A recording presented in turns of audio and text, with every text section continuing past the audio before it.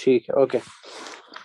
तो last class में बेटा हमने फिर नए फाइलम को शुरू किया था। फाइलम का नाम था फाइलम आर्थ्रोपोडा, ठीक है ना। एज ऑलवेज बेटा सबसे पहले हमने समझा why they are called as arthropodans. बेटा इनको हम आर्थ्रोपोडा क्यों बोलते हैं, नाम आर्थ्रोपोडा क्यों पड़ा है इनको। तो हमने सबसे पहले वही बात समझी थी जहाँ पे आपको पता चला कि बिकॉज इनकी बॉडी में जॉइंटेड अपेंडेज होते हैं, ठीक है ना। तो because of the presence of jointed appendage या जॉइंटेड लेग्स बेटा इनको हम क्या बोलते हैं, they are called as arthropods. मैंने आपको दो साइंटिस्ट के नाम याद रखने को बोला था जो एस्टेब्लिश कर चुके हैं फाइलम आर्थ्रोपोडा को। उसमें से एक था सियन बोल्ड एंड दूसरे का नाम था स्टैनियस बेटा। सबसे बड़ा फाइलम एनिमल किंगडम में माना जाता है on the base of number of species बेटा। तो मतलब इस फाइलम के अंदर सबसे ज्यादा डिफरेंट टाइप ऑफ स्पीशीज देखने को मिलेगी आपको। और नंबर ऑलरेडी हमने देखा था कितना था, वो 11 लाख डिफरेंट 10 स्पीशीज lakhs। देखने को। वेरी गुड बच्चा। फिर हमने देखा था एनसीईआरटी में लिखा था ये most successful group of animals है, ठीक है ना। अब मोस्ट सक्सेसफुल इनको क्यों बोला गया है बेटा, तो ऑल्दो एनसीईआरटी ने उनको मेंशन नहीं किया था, बट हमने दोनों तरीके से इसको समझा था कि इनको सक्सेसफुल क्यों बोला जाता है और ये इतने सक्सेसफुल क्यों है। व्हाई दे कॉल्ड सक्सेसफुल बेटा, इनको क्यों सक्सेसफुल बोला जाता है। तो why are they so successful बेटा, ये इतने सक्सेसफुल क्यों है। तो हमने दोनों के रीजंस देखे थे। हमने देखा था बेटा कि इनमें लार्जेस्ट नंबर ऑफ स्पीशीज पाई जाती है। और कितनी पाई जाती है, 11 लाख, या आप बोल सकते हैं ओवरऑल एनिमल किंगडम के अंदर या overall one living third species के अंदर बेटा टू बाई 2/3, 1/3 नहीं बेटा, 2/3 स्पीशीज जो टू होती है थर्ड वो किनकी होती है, वो आर्थ्रोपोड्स की होती है, ठीक है। फिर हमने देखा था इनका वाइड स्प्रेड डिस्ट्रीब्यूशन होता है, मतलब ये सारे हैबिटेट में पाए जाते हैं। इनमें वैरायटी ऑफ हैबिटेट्स होते हैं, वैरायटी ऑफ फूड हैबिट्स होते हैं, कैपेबिलिटी ऑफ डिफेंस होता है एंड पावर ऑफ एडेप्टेशन होता है। फिर हमने देखा था why arthropods are so successful, ये इतने कामयाब क्यों है। तो हमने देखा था क्रेडिट जाता था बेटा इनके पास जॉइंटेड एक्सोस्केलेटन पाया जाता है जो क्यूटिकल का बनता है, लेकिन क्यूटिकल के अलावा chitin, calcium carbonate and lipids देखने को मिलते हैं। बॉडी में जॉइंट्स होते हैं बेटा, because of presence of joints इनमें इफेक्टिव लोकोमोशन देखने को मिलती है। इफेक्टिव लोकोमोशन का मतलब ये तेज मूव कर सकते हैं, तेज अपनी डायरेक्शन बदल सकते हैं या तेज रन कर सकते हैं बेटा, ठीक है। फिर हमने देखे थे इनमें ऑर्गन सिस्टम्स पाए जाते हैं, डाइजेस्टिव सिस्टम स्पेशलाइज्ड होगा, रेस्पिरेटरी सिस्टम स्पेशलाइज्ड होगा, नर्वस सिस्टम स्पेशलाइज्ड होगा, रिप्रोडक्टिव सिस्टम बेटा अलग अलग तरीके से स्पेशलाइज्ड होगा। इनमें डिफरेंट स्पेशल तरीके के ऑर्गन सिस्टम्स देखने को मिलते हैं। फिर हमने देखा था behaviour pattern and primitive intelligence. Behaviour pattern में मैंने आपको एग्जांपल दिया था, जैसे हमने हनी बी का एग्जांपल लिया था, ठीक है ना, जैसे हमने एंड्स का एग्जांपल लिया था। तो बिहेवियर पैटर्न में देखते हैं, एक कॉलोनी बनाते हैं, कॉलोनी में एक सबसे ऊपर रहता है जिसको हम क्वीन बोलते हैं। क्वीन को फॉलो करने वाले बेटा वर्कर्स एंड ड्रोन्स होते हैं। वर्कर अपना काम करते हैं, ड्रोन अपना काम करते हैं। तो ये हमने देखा था इनमें प्रॉपर्टी ऑफ बिहेवियर होती है, they can show different kinds of behaviours बेटा। एंड इनमें प्रिमेटिव इंटेलिजेंस भी देखने को मिलता है।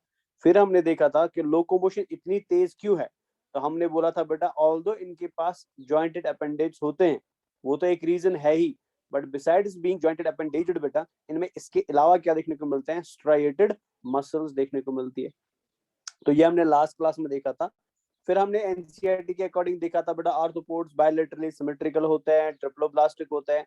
बॉडी में बेटा एक्सटर्नल सेगमेंटेशन पाया जाता है जिनको हम टेगमा बोलते हैं या टेगमेटा बोलते हैं। प्रोसेस को हम टेगमेटाइजेशन बोलते हैं। सीलोम पाया जाता है जिसको हम हीमोसील बोलते हैं, which is filled with blood. Organ system level of organisation देखने को मिलता है। काइटिनस एक्सोस्केलेटन देखने को मिलता है। जॉइंटेड अपेंडेज देखने को मिलती है। बॉडी में 3 मेजर सेगमेंट्स होते हैं, हेड होता है, थोरैसिक होता है एंड एब्डोमेन होता है। बट कुछ आर्थ्रोपोड्स ऐसे भी है जिनमें हेड है, थोरैसिक आपस में फ्यूज हो जाता है और वो क्या बनाते हैं, वो सेफेलोथोरैसिक बनाते हैं बेटा, ठीक है। यहाँ तक हम ऑलरेडी देख चुके हैं। तो आज हम कहाँ से शुरू करते हैं, आज हम शुरू करते हैं डाइजेस्टिव सिस्टम से बेटा, ठीक है ना। तो डाइजेस्टिव सिस्टम में सबसे पहले आप याद रखेंगे कि डाइजेस्टिव सिस्टम कंप्लीट होता है। कंप्लीट का मतलब मेरे को अभी बताने की जरूरत नहीं है बेटा, you already know that what complete means.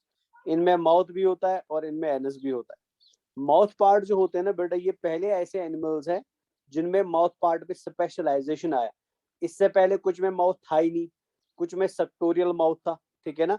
But कुछ में ट्राइंगुलर माउथ था बेटा, जो हमने राउंड वॉर्म के अंदर देखा था, ट्राइंगुलर माउथ पाया जाता था। कुछ में वेंट्रल था माउथ बेटा। बट इन जनरल माउथ अगर पूरी फाइलम का देखेंगे ना तो एक समान माउथ था बेटा। जैसे एनिमल में ह्यूमंस को आप देखे, अलग अलग ह्यूमंस को आपको देखने को मिलते हैं, बट माउथ का स्ट्रक्चर, माउथ का फंक्शन सबका एक समान है। लेकिन जब आप इंसेक्ट्स को या आर्थ्रोपोड्स को देखते हैं ना, इनमें माउथ बेटा डिफरेंट टाइप्स का होता है या डिफरेंट शेप्स का होता है। और ये डिफरेंट शेप का क्यों होता है? बिकॉज अलग अलग आर्थ्रोपोड के फीडिंग हैबिट अलग अलग है। जैसे मैंने बोला था, कुछ मांस खाते हैं, कुछ हर्बीवोरस है, कुछ ब्लड को सक करते हैं, तो डैश एंड डैश, तो इनके अलग अलग फीडिंग हैबिट्स है। तो बिकॉज बेटा कि इनका अलग फीडिंग हैबिट है, तो इनको फूड भी अलग अलग देखने को मिलेगा, या ये फूड भी अलग अलग खाएंगे। तो बेस्ड ऑन कि ये कौन सा फूड खाते हैं, इसके बेसिस पे बेटा इनके अलग अलग माउथ पार्ट्स देखने को मिलेंगे, या माउथ का स्ट्रक्चर अलग अलग देखने को मिलेगा। जैसे मैंने यहाँ पे कुछ फोटोग्राफ्स ऐड करे हैं, ठीक है ना, यहाँ पे आप देख सकते हैं। तो ये माउथ पार्ट्स है बेटा अलग अलग इंसेक्ट्स के। जैसे इसमें चिविंग टाइप माउथ है, मतलब ये चबाने वाला माउथ पार्ट है बेटा। यहाँ पे फूड जब ये खाएगा, ये फूड को पहले चिव करेगा, चबाएगा बेटा। यहाँ पे पियर्सिंग एंड सकिंग टाइप है, जैसे आप मस्कीटो के अंदर देखते हैं बेटा। इनका माउथ पार्ट ऐसा होता है कि ये पहले चुभेंगे, ये पियर्स करेंगे बॉडी को, और फिर सक करेंगे बेटा फ्लूइड को या मटेरियल को, चाहे वो फ्लावर से सक करे या किसी की बॉडी से सक करे। तो इनके piercing and sucking type mouth होता है। इनका साइफोनिंग माउथ टाइप होता है बेटा। साइफोनिंग का मतलब हुआ, मान लीजिए फूड पार्टिकल है यहाँ पे, तो इनका जो माउथ होगा ना बेटा, ये इस फूड पार्टिकल को ऐसे अपने ऊपर सराउंड करेगा और फिर अंदर की तरफ खींचेगा बेटा। इसको हम साइफोनिंग टाइप बोलते हैं। एंड जैसे आप देखते हैं मक्खी जो घर में होती है बेटा, ठीक है ना, उनमें स्पॉन्जिंग टाइप माउथ पार्ट्स होते हैं।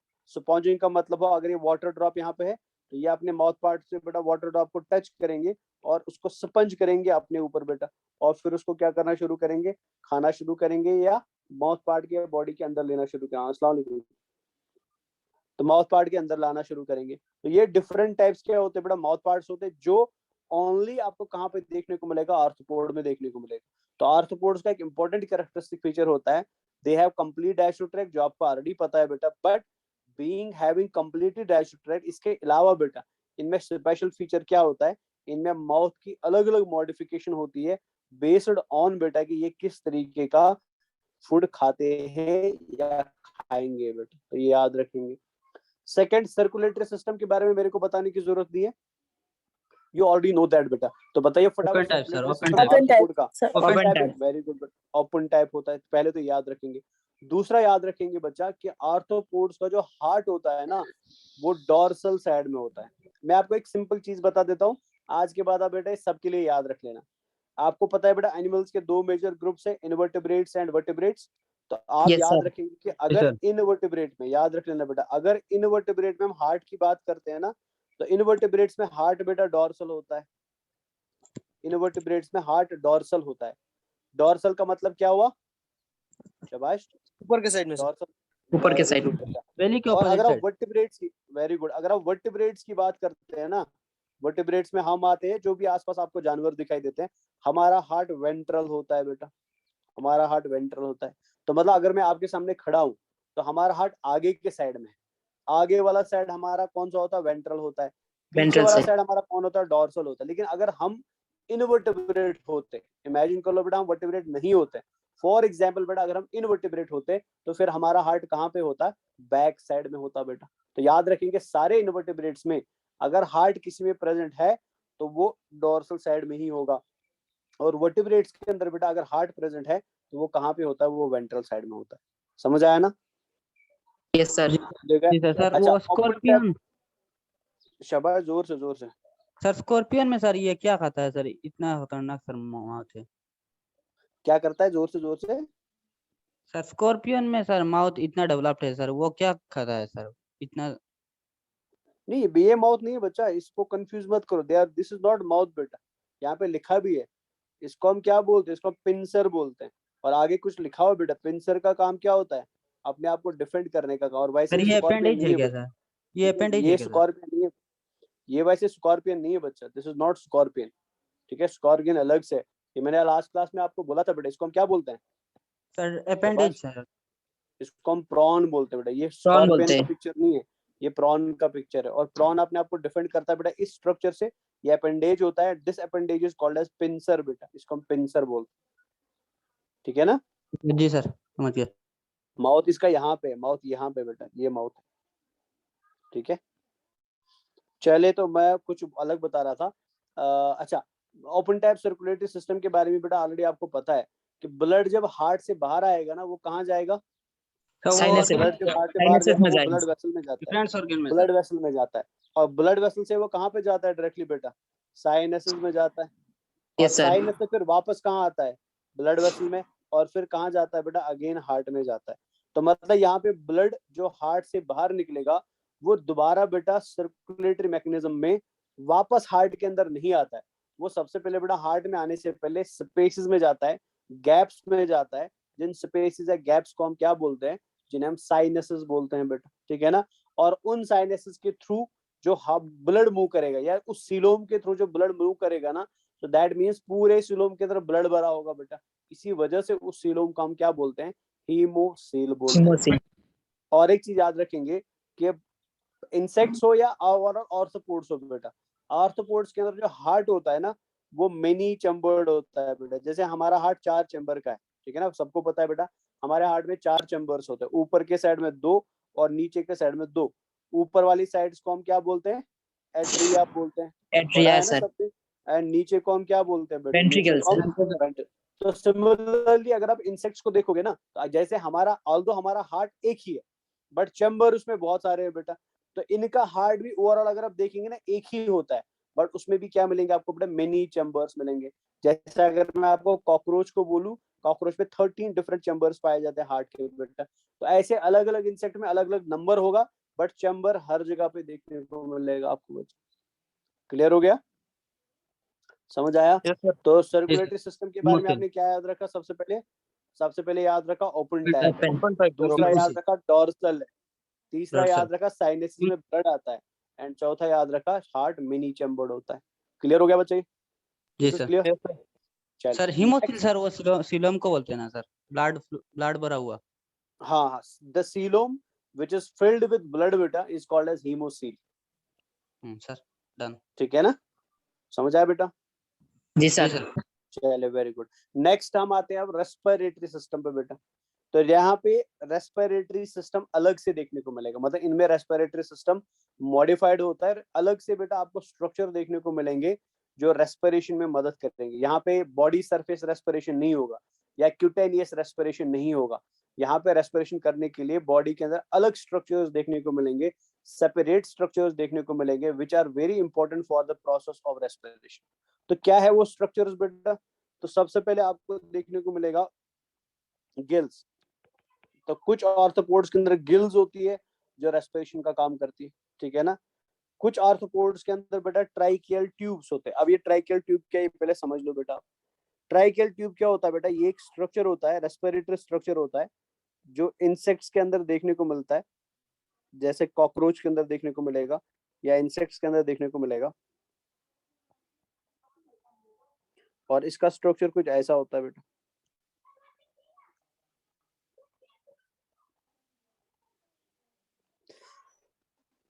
ये इसका स्ट्रक्चर होता है ऐसे।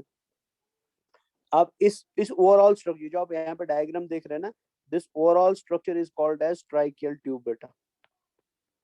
इसको हम ट्राइकियल ट्यूब बोलते हैं। ट्राइकियल ट्यूब में जो ओपनिंग होती है बेटा, जहां से हवा अंदर आएगी, जहां से ऑक्सीजन अंदर आएगा एंड कार्बन डाइऑक्साइड बाहर जाएगा बेटा, इस ओपनिंग को हम बोलते हैं स्पाइरिकल। इसे हम स्पाइरिकल बोलते हैं। ये जो यहाँ पे आपको एलिवेशन दिखाई दे रही है, इस एलिवेशन के अंदर बेटा म्यूकस भर के रख देते हैं, ताकि मैंने आपको पहले ही बोला बेटा रेस्पिरेटरी सरफेस ड्राई होनी चाहिए कि वेट होनी चाहिए? Wet sir wet sir. क्यों वेट होनी चाहिए वो? डिजोल्व होने के लिए सर प्रेशर वेरी गुड बेटा। तो डिफरेंस। Very good. तो अगर यहाँ से ऑक्सीजन अंदर आते हैं तो सबसे पहले हमें ऑक्सीजन को ट्रैप करना पड़ेगा, ठीक है ना, बंद करना पड़ेगा। और बंद वो कैसे होगा? जब हम उसको डिजोल्व करेंगे बेटा। जब कार्बन डाइऑक्साइड इधर से बॉडी से बाहर निकलने के लिए आएगा बेटा, तो कार्बन डाइऑक्साइड भी यहाँ पे ट्रैप होना चाहिए, बंद होना चाहिए। तो फिर ऑक्सीजन अंदर जाएगा कि बाहर आएगा, वो डिपेंड करता है कॉन्सेंट्रेशन ग्रेडियंट पे। तो ऑफकोर्स बेटा यहाँ पे ऑक्सीजन का कॉन्सेंट्रेशन ज्यादा होगा, कार्बन डाइऑक्साइड का कॉन्सेंट्रेशन ज्यादा होगा, ठीक है ना। कार्बन डाइऑक्साइड का कॉन्सेंट्रेशन ज्यादा होगा बाहर के कंपैरिजन में, एंड ऑक्सीजन का कॉन्सेंट्रेशन बेटा यहाँ पे ज्यादा है किसके कंपैरिजन में? बॉडी के कंपैरिजन में। बॉडी के तो ऑक्सीजन कंपैरिजन अंदर की तरफ जाएगा और कार्बन डाइऑक्साइड बाहर की तरफ आएगा। तो ये जो स्ट्रक्चर है बेटा, जहाँ पे आपने म्यूकस को भर के रखा है ना फॉर डेसोल्यूशन प्रोसेस, इसको हम एम्प्यूला बोलते हैं। This is called as ampulla बेटा। एंड फाइनली ये जो आपको छोटे छोटे ट्यूब दिखाई दे रहे हैं, ठीक है, ये ट्यूब कहाँ पे मिलते हैं बेटा? ये सीलोम के अंदर मिलते हैं। इमेजिन कर लीजिए मैं यहाँ पे कॉकरोच की बॉडी बना रहा हूँ, तो कॉकरोच की बॉडी में मान लीजिए ये बॉडी वॉल है कॉकरोच का, ऐसे, ठीक है, ऐसे बेटा। तो ये बॉडी वॉल में छोटे छोटे पोर पाए जाते हैं, साइड से ऐसे पोर मिलेंगे जहां से ऑक्सीजन अंदर जाता है बेटा, ऐसे, ठीक है ना। और अंदर ये जो ओपन होते हैं ना, ये कहाँ पे ओपन होते हैं? ये सीलोम में ओपन होते हैं। आपको पता है बेटा सीलोम में ही ब्लड होता है, ठीक है ना। तो ब्लड से बेटा कार्बन डाइऑक्साइड इधर अंदर आएगा, और सेम जगह से बेटा ऑक्सीजन कहाँ से ऐड होगा? सीलोम के ब्लड के अंदर ऐड होगा बेटा। तो इस ओवरऑल स्ट्रक्चर को जो मैंने पे बना, अच्छा, ये जो छोटे छोटे ट्यूब है बेटा, इनको हम ट्राइक्यूल्स बोलते हैं। they are called as trichules, and overall इस स्ट्रक्चर को हम क्या बोलते हैं? they are called as tracheal tubes। तो याद रखेंगे, बॉडी सरफेस रेस्पिरेशन होगा, गिल के थ्रू रेस्पिरेशन होगा, ट्राइकियल ट्यूब के थ्रू रेस्पिरेशन होगा। एंड इसके अलावा बेटा दो और बड़े स्ट्रक्चर मिलते हैं जो एग्जाम में पूछे जाते हैं। बुक गिल्स देखने को मिलती है, एंड बुक लंग्स देखने को मिलते हैं बेटा, बुक लंग्स देखने को मिलते हैं। अब ये कैसे दिखते हैं बेटा, वो मैं थोड़ी देर में आपको दिखाऊंगा, बट ओवरऑल याद रखेंगे कि आर्थ्रोपोड्स के अंदर रेस्पिरेटरी सिस्टम हाईली डेवलप्ड है बाकी फाइला के कंपैरिजन में, हाईली एडवांस है बाकी फाइला के कंपैरिजन में। जैसे इनके अंदर गिल्स है, ट्राइकियल ट्यूब्स है, बुक लंग्स है, और बुक गिल्स है एज रेस्पिरेटरी ऑर्गन्स बेटा। तो सबसे पहले देख लेते हैं इन्हीं दो चीजों को हम, क्या है ये। तो यहाँ पे आप देख लीजिए, सबसे पहले सर्कुलेटरी सिस्टम बेटा, सबसे पहले इधर ध्यान रखना, पिक्चर हम बाद में देखेंगे। सर्कुलेटरी सिस्टम ओपन टाइप है, डोर्सल कॉन्ट्रैक्टाइल हार्ट है, आर्टरीज के अंदर ब्लड होता है जो फिर साइनसेस में जाता है, और हार्ट मेनी चेम्बर्ड होता है। रेस्पिरेटरी सिस्टम बेटा जनरल बॉडी सरफेस हो सकता है, गिल के थ्रू हो सकता है, ट्राइकियल ट्यूब के थ्रू हो सकता है, बुक लंग के थ्रू हो सकता है, या बुक गिल के थ्रू हो सकता है। तो सबसे पहले देख लीजिए, इसको हम बुक लंग क्यों बोलते हैं, ध्यान से देख लेना बेटे।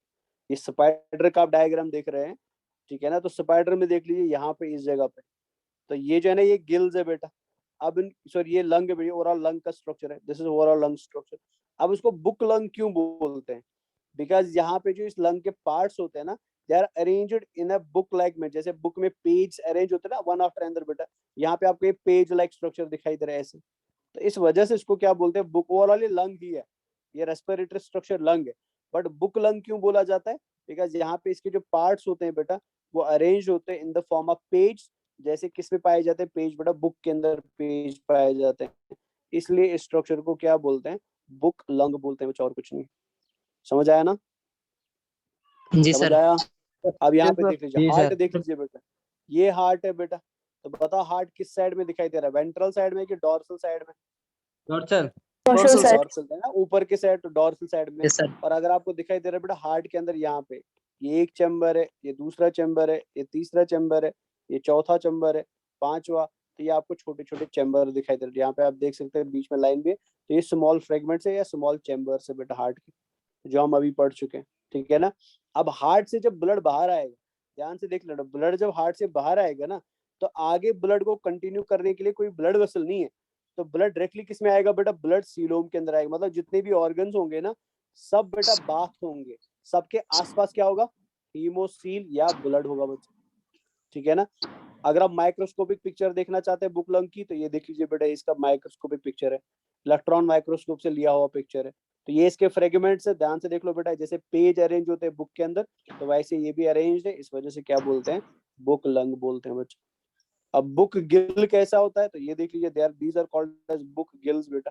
तो ये देख लीजिए, बिकॉज ये भी अरेंज्ड है वैसे ही, लेकिन ये गिल है बेटा, नेचर में ये गिल्स है, तो इसलिए इनको क्या बोलते हैं? बुक गिल्स बोलते हैं।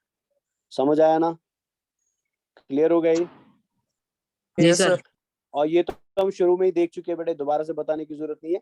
ओपन टाइप सर्कुलेटरी सिस्टम है, ब्लड यहाँ से आएगा, हार्ट में जाएगा, हार्ट से ब्लड वेसल्स में जाएगा, और ब्लड वेसल से ब्लड निकल के बेटा कहाँ पे आ रहा है? डायरेक्टली सीलोम के अंदर आ रहा है। तो सारे ऑर्गन्स बेटा सराउंडेड होंगे किससे? हीमोलिफ से। यहाँ पे हीमोलिफ का मतलब बेटा ब्लड, ब्लड को हम यहाँ पे क्या बोलते हैं? हीमोलिफ बोलते हैं, और कुछ नहीं। ठीक है ना बच्चा? Done with this? क्लियर हो गया? बॉडी सरफेस में कैसे? जी सर। जोर से क्या बता रहे बच्चा? सर बॉडी सरफेस में कैसे सर होता हो जाता है? कुछ आर्थ्रोपोड्स ऐसे होते हैं बेटा, ठीक है। देयर आर सम आर्थ्रोपोड्स जिनके अंदर बेटा रेस्पिरेशन जो होगा ना, थोड़ा बहुत वो डायरेक्टली बॉडी से ही होता है बेटा, मतलब स्किन के थ्रू ही रेस्पिरेशन किया जाता है, ठीक है ना। जब हम सर एग्जांपल क्लासिफिकेशन सर। पढ़ेंगे तो वहां पे हम क्लासिफिकेशन में देखेंगे बेटा इसको कि किस में बॉडी सरफेस रेस्पिरेशन होता है, ठीक है बेटा। ठीक है सर, Okay, sir. एग्जांपल देखिए। अभी हम क्लासिफिकेशन पढ़ने वाले हैं ना, क्लासिफिकेशन में देखेंगे बेटा, ठीक है, एग्जांपल उधर ही आएगा इसका। जी सर, जी सर। चल नेक्स्ट आता है बेटा एक्सक्रीटरी सिस्टम। तो सर्कुलेटरी डाइजेस्टिव सिस्टम आप समझ गए, सर्कुलेटरी सिस्टम आप समझ गए, रेस्पिरेटरी सिस्टम आप समझ गए। रेस्पिरेटरी सिस्टम में प्लीज याद रख लेना जो हमने याद रखे, majorly book lungs and book gills and tracheal tubes बेटा। अब हम आते हैं एक्सक्रीटरी सिस्टम पे। अब एक्सक्रीटरी सिस्टम जो होता है आर्थ्रोपोड्स का, उसको हम बेटा बोलते हैं मालफिजन ग्लैंड्स, या जिनको हम मालफिजन टिब्यूल्स भी बोलते हैं, या जिनको हम ग्रीन ग्लैंड्स भी बोलते हैं। इसके अलावा बेटा coxal glands and maxillary glands बेटा, अगर मैं शॉर्टकट में लिख दूं इसे, तो एक्सक्रीटरी सिस्टम जो होता है आर्थ्रोपोड्स का वो भी एडवांस्ड होता है, वो भी हाईली डेवलप्ड होता है, और इनके अंदर अलग अलग प्रकार के एक्सक्रीटरी ऑर्गन्स देखने को मिलते हैं। जैसे हमने रेस्पिरेटरी ऑर्गन अलग अलग प्रकार के देखे, वो गिल हो सकता है, वो बुक लंग हो सकता है, वो बुक गिल हो सकता है, वो ट्राइकल ट्यूब हो सकता है, बट सब के सब रेस्पिरेशन ही कर रहे हैं। तो सिमिलरली बेटा एक्सक्रीटरी सिस्टम में एक्सक्रीटरी ऑर्गन्स अलग अलग होंगे, बट सबका काम क्या होगा बेटा, एक्सक्रीशन का ही काम होगा। तो क्या है इनके एक्सक्रीटरी ऑर्गन्स, तो मेजरली बेटा जो एग्जाम में पूछा जाता है वो आप यहाँ पे प्रॉपर्ली याद रखेंगे। इनको हम बोलते हैं बेटा मालफिजियन टिब्यूल्स बेटा, मैं भी आपको दिखाऊंगा भी डायग्राम, या इनको हम ग्रीन ग्लैंड भी बोलते हैं, तो ये नाम याद रख लेना। तो एक्सक्रीटरी ऑर्गन जो होता है वो मालफिजियन टिब्यूल होता है मेजरली, या ग्रीन ग्लैंड होता है। इसके अलावा बेटा कुछ एनिमल्स के अंदर आपको देखने को मिलेंगे कॉक्सल ग्लैंड्स या मैक्सिलरी ग्लैंड्स बेटा। तो ओवरऑल एक्सक्रीटरी ऑर्गन्स तीन प्रकार के, Malpighian tubules, coxal glands and maxillary glands. और एक्सक्रीट क्या ये करते हैं, एक्सक्रीट करते हैं बेटा यूरिक एसिड। अभी तक हमने देखा था अमोनिया एक्सक्रीट हो रहा था, यूरिया एक्सक्रीट हो रहा था, लेकिन यूरिक एसिड नहीं देखा था। तो यूरिक एसिड को एक्सक्रीट करने का काम बेटा सबसे पहले किन्होंने किया, आर्थ्रोपोड्स ने किया बेटा। और हम भी क्या एक्सक्रीट करते हैं, ह्यूमंस भी uric uric acid, acid. Clear है ना बच्चा। तो बताइए यूरियोटेलिक है, यूरिकोटेलिक है कि यूरिकोटिलिक सर, यूरिकोटिलिक। यूरिकोटेलिक है बेटा, ठीक है। तो ये पहले याद रखेंगे। सेकंड, नर्वस सिस्टम की बात करें तो इनमें डॉर्सल नर्व रिंग पाया जाता है। तो सबसे पहले नाम ध्यान से सुन लो बेटा, क्या बता रहा हूं मैं। नर्वस सिस्टम में पाया जाता है डॉर्सल नर्व रिंग। तो बता इसका मतलब क्या बचा, कि नर्वस सिस्टम का जो रिंग लाइक स्ट्रक्चर है वो वेंट्रल साइड में है, डॉर्सल साइड में, ऊपर साइड में कि नीचे साइड में, डोर्सल डॉर्सल साइड साइड, मतलब रिंग ऊपर की से। यानी तरफ। अगर ये यहाँ पे ग्रास ऊपर आप देख रहे हैं बेटा, तो ग्रास ऊपर के अंदर ब्रेन के समान, ठीक है ना, ब्रेन लाइक स्ट्रक्चर बेटा जो डॉर्सल नर्व रिंग कहलाता है, वो कहाँ पे मिलता है, वो डॉर्सल साइड में मिलता है। ये डॉर्सल पहली चीज याद रखिए। एंड दूसरा बेटा, इनमें आपको डबल वेंट्रल नर्व कॉर्ड मिलेगा। डबल वेंट्रल नर्व कॉर्ड का मतलब हुआ यहाँ पे दो नर्व कॉर्ड्स मिलेंगे नीचे साइड में बेटा। तो अगर मैं इनको सिंपलीफाई कर दूं ना, तो इनकी बॉडी में बेटा एक रिंग लाइक स्ट्रक्चर होगा, गैंग्लियन होगा बेटा जो डॉर्सल साइड में होगा, एंड वेंट्रल साइड में बेटा ऐसे दो नर्व कॉर्ड्स देखने को, जिनको हम वेंट्रल नर्व कॉर्ड्स बोलते हैं। समझ आया ना, समझ आया कि नहीं समझ आया। जी सर। तो शॉर्ट में याद रखेंगे आर्थ्रोपोड्स का या इंसेक्ट्स का नर्वस सिस्टम जो होता है बेटा, उसमें डॉर्सल नर्व रिंग होता है, ठीक है, और डॉर्सल ब्रेन होता है बेटा, और दो डबल वेंट्रल नर्व कॉर्ड्स होते हैं। ब्रेन जो होता है बेटा वो वेंट्रल नर्व कॉर्ड से जुड़ेगा by the help of nerve ring बेटा। मान लीजिए ऐसे समझ लीजिए, ये इनका छोटा सा ब्रेन है, ये इनके दो डबल वेंट्रल नर्व कॉर्ड्स है बेटा, ऐसे ये दो डबल वेंट्रल नर्व कॉर्ड्स है, और इनको जोड़ने का काम बेटा ब्रेन के साथ कौन करता है, ये नर्व रिंग करता है बेटा, डॉर्सल नर्व रिंग करता है, ठीक है ना। तो ये इनका हो गया नर्वस सिस्टम। अब सेंस ऑर्गन मेरे को बताने की जरूरत नहीं, आपने इंसेक्ट्स को बहुत बार देखा है। इंसेक्ट्स की आंखें होती है कि नहीं होती है बेटा, जल्दी बताइए। होती है सर। तो इन आईज को हम बोलते हैं कंपाउंड आईज, हमारी आई को हम बोलते हैं सिंपल आई, ठीक है। हमारी आंख को बोला जाता है सिंपल आई बेटा, लेकिन इंसेक्ट की जो आंख होती है उसको कंपाउंड आई बोला जाता है। कंपाउंड आई इसलिए बोला जाता है कि अगर आप इंसेक्ट की आंख देखेंगे ना, ये इंसेक्ट की अगर आंख है तो ये बनती है बेटा छोटे छोटे लेंसेज की वजह से, ठीक है। हमारी आंख में खाली एक ही लेंस होता है, लेकिन इनमें millions of small lens like structures होते हैं, और इन लेंस लाइक स्ट्रक्चर्स को ओमेटिडिया बोलते हैं बेटा, ओमेटिडिया बोलते हैं। तो मतलब इनकी आंख बनती है thousands and millions of ommatidia की वजह से, इसलिए इनकी आंख को क्या बोला जाता है, कंपाउंड आई बोला जाता है। बट कुछ इंसेक्ट्स के अंदर बेटा सिंपल आई भी देखने को मिलेगा, मतलब एक लेंस वाला आई भी देखने को मिलेगा। So not insect, sorry, arthropods बेटा। कुछ आर्थ्रोपोड्स के अंदर आपको सिंपल आई भी देखने को मिलेगा, मतलब सिंगल लेंस वाला आई देखने को मिलेगा, या मल्टीपल लेंस वाला आईज भी देखने को मिलता है। इसके अलावा बैलेंस को बॉडी कर, अच्छा अगर बताओ जल्दी जल्दी, हमने इसको पहले भी पढ़ा हुआ है, इनको बॉडी को बैलेंस करना है बेटा, स्विम करते समय, फ्लाई करते समय, तो बताओ बैलेंसिंग फॉर बॉडी के लिए कौन सा सेंस ऑर्गन होगा, पढ़ा है हमने? स्टेटोसिस्ट। वेरी गुड बेटा, तो स्टैटोसिस्ट भी इनमें देखने को मिलता है जो बॉडी को बैलेंस करता है बेटा। इसके अलावा बेटा ये टच को महसूस करते हैं, ठीक है ना। आपने अगर देखा होगा बेटा, अगर आपके बॉडी पे कोई मच्छर घूम रहा है, मक्खी घूम रही है, या आपने एंट्स को मूव करते हुए देखा होगा, या स्पाइडर को मूव करते हुए देखा होगा, तो इनकी बॉडी में क्या पाया जाता है, ये टच को जल्दी जल्दी महसूस करते हैं। टच को अगर ये महसूस कर सकते हैं ना, दैट मीन्स बेटा इनकी बॉडी में टच को सेंस करने के लिए कोई रिसेप्टर है, टच को सेंस करने के लिए कोई स्ट्रक्चर है बेटा। सो दोज रिसेप्टर्स जो आर्थ्रोपोड्स की बॉडी में पाए जाते हैं, जो टच को सेंस करते हैं बेटा, उनको हम टैक्टाइल रिसेप्टर्स बोलते हैं। तो इनकी बॉडी में क्या देखने को मिलते हैं, टैक्टाइल रिसेप्टर भी देखने को मिलते हैं बच्चा, ठीक है ना। इसके अलावा ये साउंड को भी सेंस कर सकते हैं, मतलब ये साउंड को भी पहचान सकते हैं बेटा, सेंस कर सकते हैं। तो मतलब ऑडिटरी रिसेप्टर भी इनके अंदर देखने को मिलता है बच्चा। तो ये है इनके sense organs, nervous system and excretory system बेटा। तो देख लेते हैं हमने क्या पढ़ा। तो सबसे पहले इस पिक्चर की तरफ देख लीजिए आप बच्चे। तो ये तो इनका हो गया एलिमेंट्री कैनाल, ध्यान से देख लेना पड़ेगा, इनका एलिमेंट्री कैनाल हो गया। यहाँ से आप एलिमेंट्री कैनाल देख सकते हैं, ये मिड गट है और ये हाइंड गट है। तो एलिमेंट्री कैनाल के मिड गट और हाइंड गट के बीच में आपको ट्यूब लाइक स्ट्रक्चर देखने को मिलते हैं, जो यहाँ पे आपको दिखाई दे रहे हैं बेटा। These tube-like structures are called as Malpighian tubules बेटा।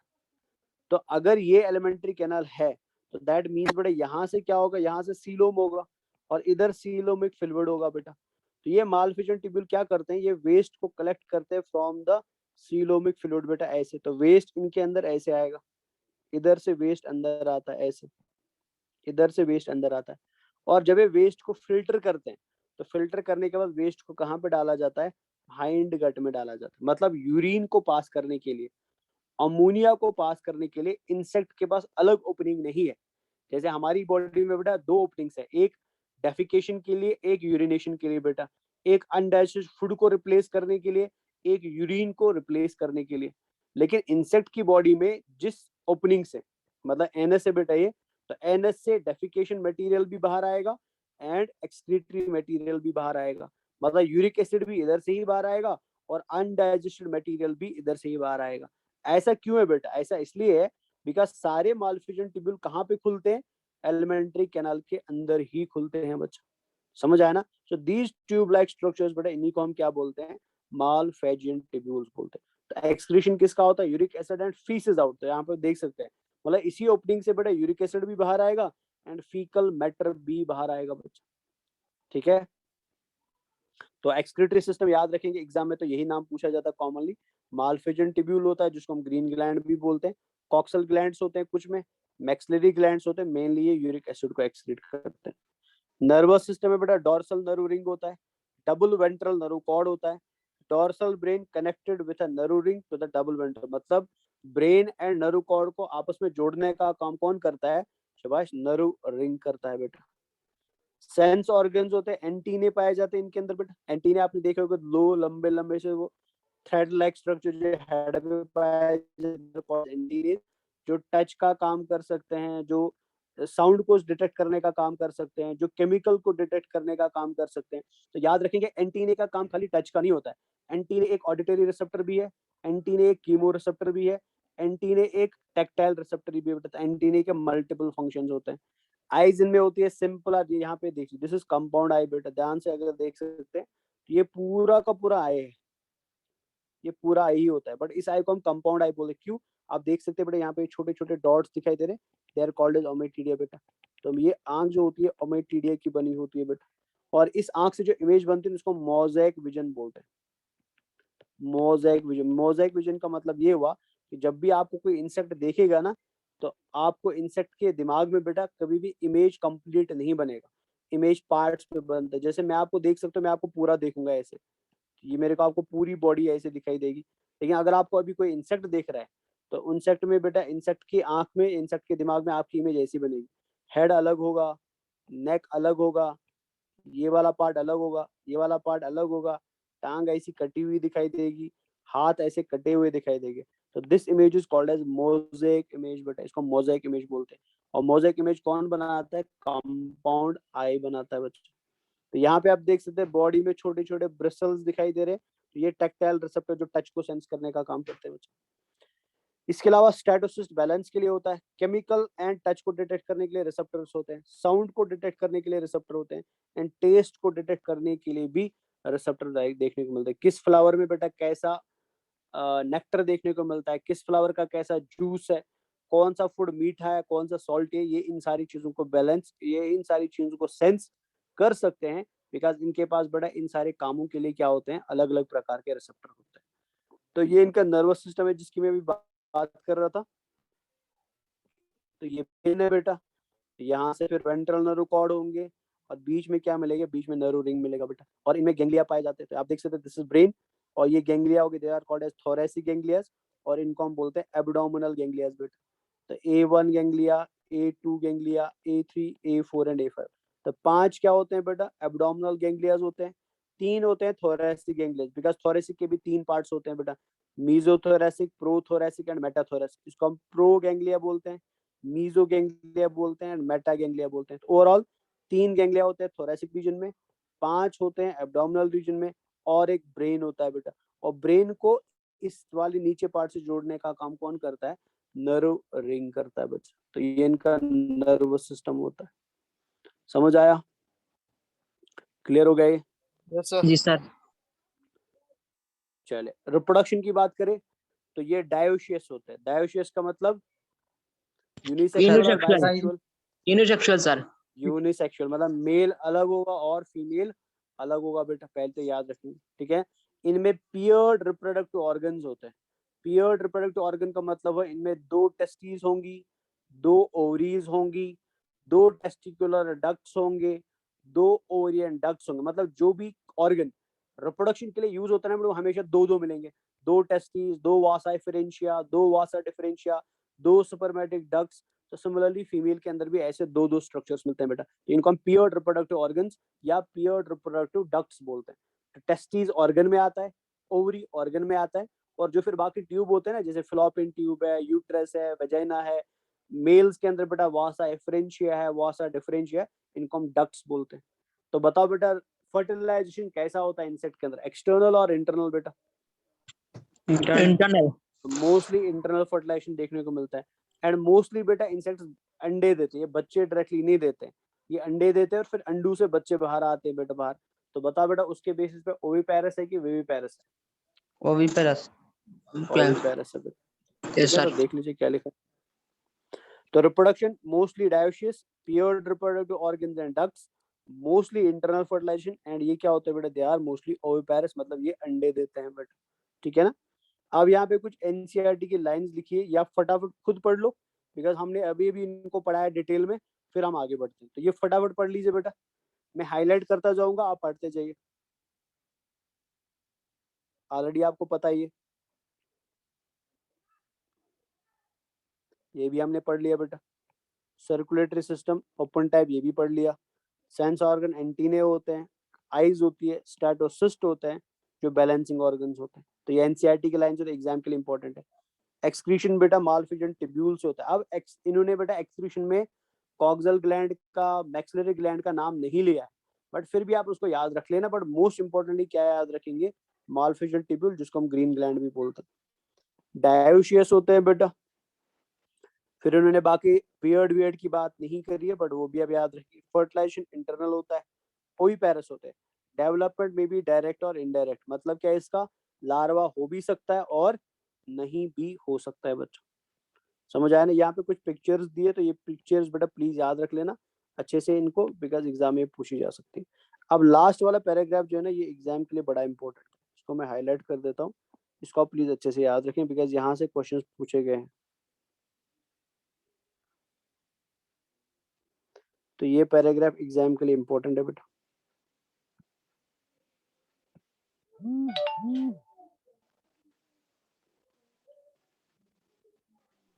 सर ओनिचोपोरा ये क्या? जोर से क्या बता रहे हैं? सर ओनिचोपोरा क्या बोल रहे हो बेटा, मेरे को समझ सर नहीं आया। Cilia and flagella absent except onychophora, ये क्या हो सर, ये बोला।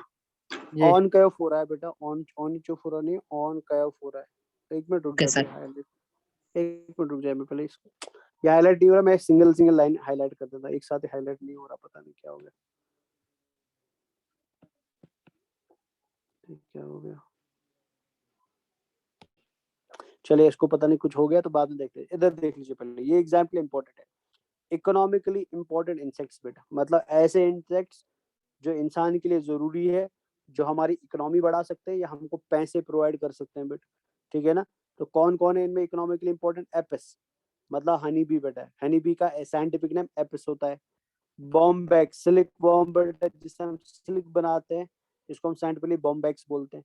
एंड लैक इंसेक्ट, जो चूड़िया वूड़िया बनाते हैं ना बेटा, चूड़िया बनाते हैं, तो चूड़ियों के लिए जो मटेरियल आता है उसको हम लैक बोलते हैं। उसको कौन बनाता है बेटा? उसको लैक इंसेक्ट और लेसिफर उसको बोलते हैं। तो ये एग्जाम में क्वेश्चन पूछा जाता है कॉमनली, तो इसको प्लीज आप याद रखेंगे कि out of the following insects बेटा, कौन सा इंसेक्ट इकोनॉमिकली इंपॉर्टेंट है, एग्जाम के लिए इंपॉर्टेंट है बेटा, very very important. Economically insect, एक इंपॉर्टेंट इंसेक्ट आपको याद रहनी चाहिए, एपिस है, बॉम्बैक्स है एंड लेसिफर है।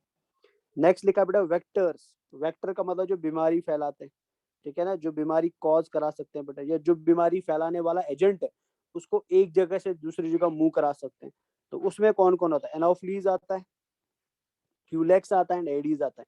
ये तीनों क्या बेटा, ये डिफरेंट टाइप्स ऑफ मस्कीटोज है, ठीक है। एनोफ्लीज मस्कीटो होता है, क्यूलेक्स मस्कीटो होता है एंड एडीज मस्कीटो होता है। तो ये कॉमनली क्या कराते हैं? मलेरिया कॉज कराते हैं बेटा।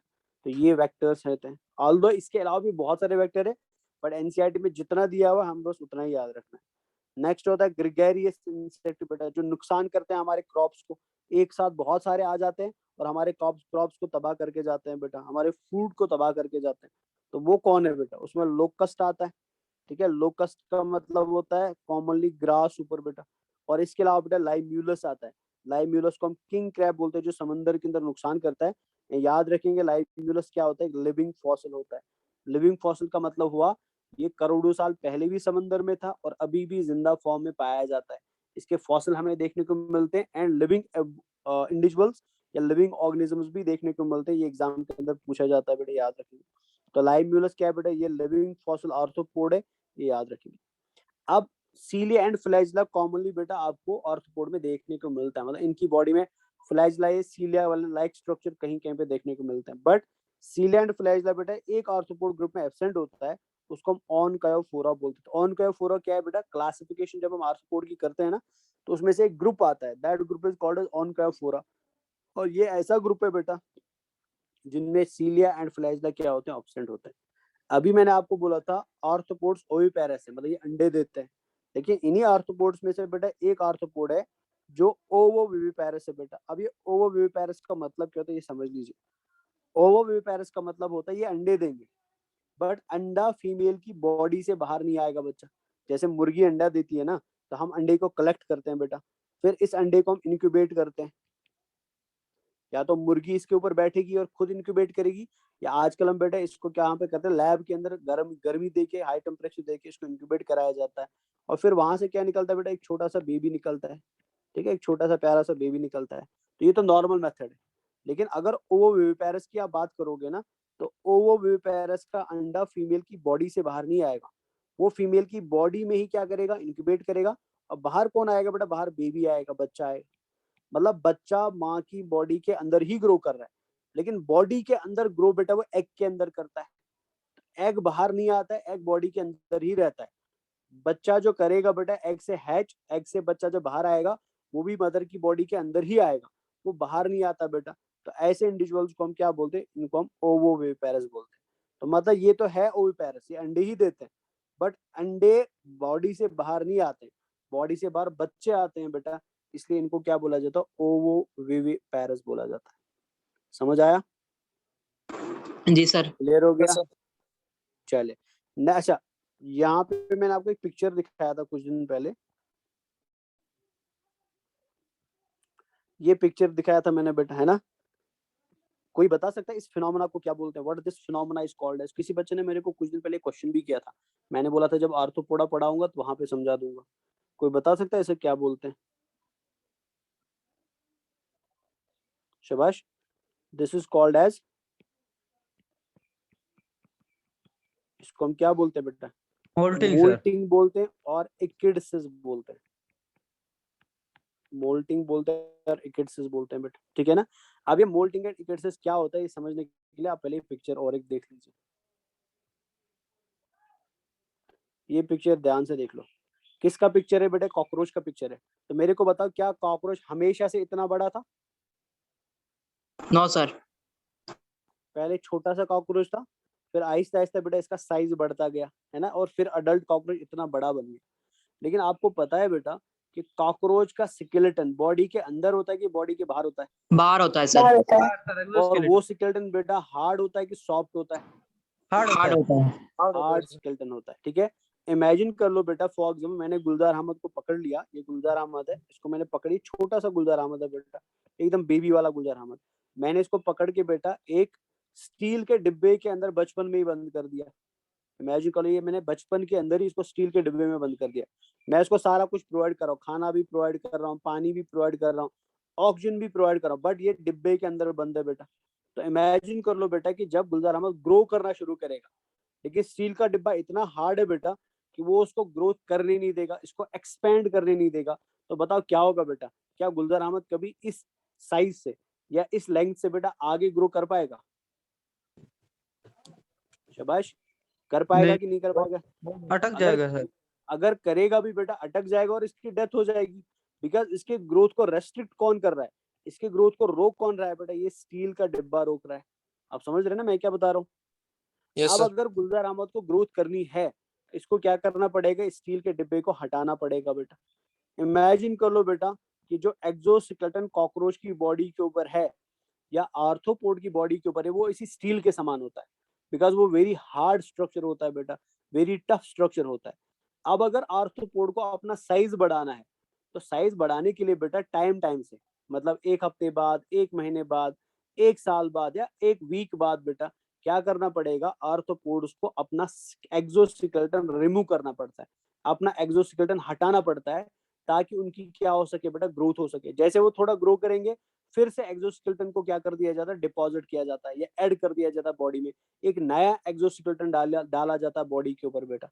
So this removal of exoskeleton, ठीक है, in order to grow in size बेटा, इसी को हम क्या बोलते हैं? मोल्टिंग और इकिडसिस बोलते हैं। समझ आया? Yes sir. Yes sir. Clear हुआ कि नहीं हुआ बच्चा? तो यहाँ पे आप देख सकते हैं, ध्यान से देख लो, ये कॉकरोच है बेटा, ब्लैक कलर का दिखाई दे रहा है, फिर इसने अपना एक्सोस्केलेटन हटा दिया, तो फिर ये एकदम व्हाइट व्हाइट दिखाई दे रहा है, आहिस्ता आहिस्ता वापस एक्सोस्केलेटन आने लगा और अगेन बेटा सेम कलर का बना। लेकिन दोनों के साइज को कंपेयर कर लो, साइज में आपको डिफरेंस मिलेगा, ये साइज में बड़ा मिलेगा और ये साइज में छोटा मिलेगा बेटा। So this process is called as moulting. तो यहाँ पे भी आप देख सकते हैं, ये अपने एक्सोस्केलेटन को हटा रहा है, इस प्रोसेस को मोल्टिंग और इकिडसिस बोलते हैं। यानी आर्थ्रोपोड्स बेटा अपना साइज बढ़ाने के लिए, ठीक है ना, अपनी लेंथ बढ़ाने के लिए एक स्पेशल फिनोमेना दिखाते हैं, that phenomena is called as moulting. और मोल्टिंग में होता क्या है बेटा? एक्सोस्केलेटन को रिमूव कर दिया जाता है। क्लियर है ना? जी सर। समझ आया? सांप के बारे में भी बेटा कुछ ऐसे सुना होगा आपने, सांप भी अपना क्या उतारता है? अपनी केचली उतारता है, देखा ना, स्किन उतारता है, और फिर अपने साइज में बढ़ जाता है बेटा, उसको भी हम क्या बोलते हैं? मोल्टिंग ही बोलते हैं। समझ गए ना मोल्टिंग क्या है? जी सर। चलो तो देख लीजिए इधर बेटा, इकिडसिस और moulting. The chitinous exoskeleton does not allow body expansion. So for growth, they have to shed their thick chitinous cuticle. इसी को हम क्या बोलते हैं? इसी को हम मोल्टिंग प्रोसेस बोलते हैं। Clear? Done with this? Yes sir. Yes sir. चलो Yes, sir. अब क्लासिफिकेशन की बात करें, आर्थ्रोपोडा के 4 सब फाइलम होते हैं। क्लास की मैं बात नहीं कर रहा हूँ, अभी तक हम बेटा क्लास करते थे, लेकिन यहाँ पे मैं सब फाइलम की बात कर रहा हूँ। मतलब फाइलम आर्थ्रोपोडा के नीचे 4 सब फाइलम्स होते हैं। कौन कौन सा होता है बेटा? जैसे अभी आपने एक बोला था, ऑनकायोफोरा, ट्राइबिटोमॉर्फा, चेलिसरेटा एंड मैंडिब्यूलेटा बेटा। तो देख लीजिए इधर, से ऑनकायोफोरा, ट्राइबिटोमॉर्फा, चेलिसरेटा एंड मैंडिबुलेटा। तो ऑनकायोफोरा, जो ऑनकायो मतलब क्लॉज बेटा, इनके पास क्लॉज होते हैं। तो यहाँ पे आप देख लीजिए, ये ऑनकोफोरा का डायग्राम है। तो ये जो आप यहाँ पे स्ट्रक्चर देख रहे हैं, ये क्लॉ लाइक स्ट्रक्चर होते हैं बेटा। मतलब ये ऐसे होगा और फिर इसके ऊपर ऐसे पॉइंट स्ट्रक्चर होते हैं, तो इनको क्लॉज बोलते हैं बेटा। So because they are clawed worms, इसलिए इनको क्या बोला जाता है, ऑनकायोफोरा बोलते हैं। हैव क्लॉ बियरिंग अपेंडेज, इनको हम कॉमनली वेलवेट वर्म्स और वॉकिंग वर्म्स बोलते हैं। एग्जाम्पल पेरिपेटस आएगा, और एग्जाम का वेरी इंपॉर्टेंट क्वेश्चन है, तो प्लीज याद रख लेना। Peripatus is connecting link between annelida and arthropoda. मतलब पेरिपेटस जो है बेटा, इसके अंदर कुछ कैरेक्टर एनालिड के होते हैं एंड कुछ कैरेक्टर आर्थ्रोपोड के होते हैं। और ये माना जाता है बेटा कि आर्थ्रोपोडा का जो जन्म हुआ है, आर्थ्रोपोडा की जो शुरुआत हुई है बेटा, वो कहाँ से हुई है, वो पेरिपेटस से ही हुई है। तो यहाँ पे जो पिक्चर देख रहे हैं, दिस इज पिक्चर ऑफ पेरिपेटस बेटा। और एग्जाम में ये बहुत बार क्वेश्चन पूछा गया है, तो याद रखेंगे। पेरिपेटस किस फाइलम से बिलोंग करता है, ये याद रख लेना। पेरिपेटस किस सब फाइलम से बिलोंग करता है, ये याद रख लेना। पेरिपेटस को हम कॉमनली क्या बोलते हैं बेटा, वॉकिंग और वेलवेट वर्म बोलते हैं, ये याद रख लेना। एंड याद रखिए, it's a connecting link between annelida and arthropoda बेटा। इंपॉर्टेंट है, तो प्लीज याद रख लेना। सेकेंड में आपको कुछ करना नहीं है बेटा, बिकॉज इसमें कोई भी इंडिविजुअल जिंदा नहीं है, सबके सब फॉसिल में पाए जाते हैं। इसको हम ट्राइबिटोमॉर्फा बोलते हैं। All fossils most primitive arthropod, सबसे पुराने आर्थ्रोपोड जो होते हैं बेटा, वो ये वाले होते हैं। इनको हम ट्राइबिटोमॉर्फा बोलते हैं। इनमें कोई भी अभी जिंदा नहीं है, सबके सब मर चुके हैं बेटा। So they are all present in the fossil forms बेटा, तो याद रखेंगे। नेक्स्ट है चेलिसरेटा बेटा। Chelicerata have claws and horns, इनमें क्लॉज एंड हॉर्न्स पाए जाते हैं। बॉडी में सेफेलोथोरैक्स एंड एब्डोमेन होता है, तो याद रख लें सेफेलोथोरैक्स एंड एब्डोमेन किस फाइलम, किस सब फाइलम का कैरेक्टर है, चेलिसरेटा का कैरेक्टर है। इसके दो क्लास होते हैं, मीरोस्टोमा एंड एरेक्निडा। मीरोस्टोमा का एग्जांपल है हॉर्सशू क्रैब, किंग क्रैब, दोनों लिविंग फॉसिल होते हैं। एरेक्निडा का एग्जांपल है स्पाइडर, स्कॉर्पियन, माइट, स्टिक्स, जिनमें क्या पाया जाता है, 4 पेयर ऑफ लेग्स पाई जाती है बेटा। तो ये इनके डायग्राम्स है जो आप यहाँ पे देख सकते हो। ये आपका हो गया बेटा हॉर्सशू क्रेब। क्यों इसको हॉर्सशू बोलते हैं, तो आपको दिखाई दे रहा है बेटा, ऐसे हॉर्सशू होता है इस प्रकार का, this is called as horseshoe crab. तो ये स्कॉर्पियन हो गया बेटा, ये स्पाइडर हो गया। ये सब के सब किसके मेंबर्स है बेटा, दे आर मेंबर्स ऑफ सब फाइलम चेलिसरेटा एंड क्लास एरेक्निडा बेटा। तो ये भी याद रख लेने से, फाइलम इनका है आर्थ्रोपोडा, सब फाइलम इनका है चेलिसरेटा एंड क्लास इनका है एरेक्निडा। अगर किंग क्रैब का पूछा जाए बेटा, तो फाइलम उसका आर्थ्रोपोडा है, सब फाइलम उसका चेलिसरेटा है एंड क्लास उसका मीरोस्टोमा है बेटा। और याद रखेंगे, जब स्कॉर्पियन अपने बच्चों को जन्म देता है ना, मदर जब बच्चों को जन्म देती है, तो वो बच्चे बेटा अपनी माँ के ऊपर ही फीड करते हैं। तो मतलब इससे बड़ा सर्वाइवल माँ का कहीं नहीं देखा जाता है, कि माँ ने बच्चों को जन्म दिया और सेम बच्चे बेटा अपनी माँ को खा के मार देते हैं बेटा। तो this is kind of survival और पेरेंटल केयर, जो आपको कहाँ पे देखने को मिलेगा, आर्थ्रोपोड्स के अंदर देखने को मिलेगा। ठीक है ना बच्चों। Yes, sir. अब लास्ट क्लास हमारा है, सॉरी नॉट क्लास, लास्ट सब फाइलम हमारा है मैंडिबुलेटा बेटा। मैंडिबुलेटा को मैंडिबुलेटा क्यों बोला जाता है, बिकॉज इनमें जॉज पाए जाते हैं बेटा, मैक्सिले एंड मैंडिबल पाया जाता है। तो जॉड आर्थ्रोपोड्स जो होते हैं, उनको मैंडिबुलेटा बोला जाता है। इसके 3 क्लासेस होते हैं, क्रस्टेशिया, माइरियापोडा एंड इंसेक्टा बेटा। देख लीजिए इधर, मैंडिबुलेटा है mandibles, a pair of jaws. Body में हेड, थोरैसिक एंड एब्डोमेन होता है। इनमें एंटीना भी पाया जाता है। 3 क्लासेस है इसके बेटा। क्लास क्रस्टेशिया, जिसमें बेटा डोमिनेंट आर्थ्रोपोड समंदर के माने जाते हैं। एग्जाम्पल है प्रॉन, लॉबस्टर एंड क्रैब्स बेटा। क्लास माइरियापोडा, माइरिया मीन बेटा 10th, मतलब इनकी लेग्स मानी जाती है 10,000 लेग्स होती है, बट ऑल्दो 10,000 नहीं होती है, ठीक है ना, 100 के आसपास की लेग्स होती है, बट पहले पहले ऐसा माना जाता था, इसलिए इनको माइरियापोडा बोला जाता है।